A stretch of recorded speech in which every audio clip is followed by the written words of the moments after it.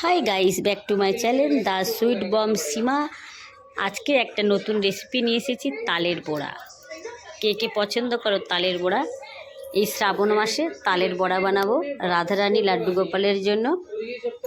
তো তালটা ভালো করে আমি নোট বার করে নিয়েছি আর ছাঁকনি দিয়ে ভালো করে আমি ছেনে নিচ্ছি, যাতে ওর যে বালগুলো থাকে যাতে না পড়ে, মুখে লাগলে অসুবিধা হবে। এর মধ্যে ময়দা, আটা, নারকেল ভালো করে একসাথে মাখিয়ে নেব। অল্প একটুখানি এলাচ দিয়ে দেবো আর অল্প একটুখানি মৌরি দিয়ে দেবো। ভালো করে ওইটাকে মাখিয়ে নেবো খুব সুন্দর করে। এবার পরিমাণ মতন আমি চিনি দিয়ে দেবো, কেন তালটা এমনিতেই মিষ্টি ছিল, আমি অল্পই চিনি দেব। আর এই যে মৌরি আর এলাচ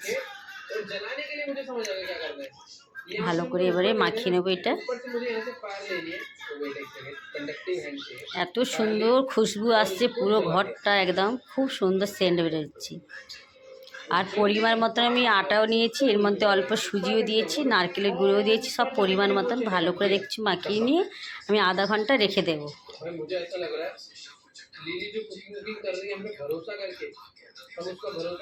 কড়া আমার গরম হয়ে গেছে, কড়ার মধ্যে আমি তেল দিয়ে দিয়েছি।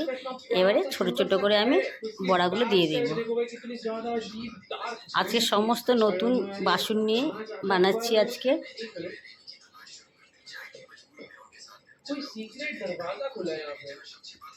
দেখো বড়াগুলো লাল লাল করে একদম ভেজে নিয়েছি।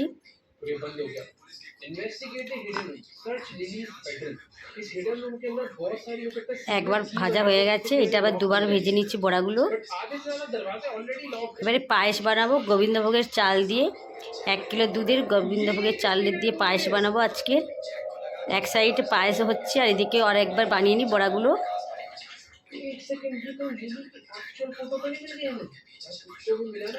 বড়াগুলো খুব মচমচে হয়েছে একদম, আর একদম সফট, খেতে হেভি লাগবে, দারুণ লাগবে। তো বুঝার তো কি জানে ভিভাইছেন কেন লোক দেখেন কেন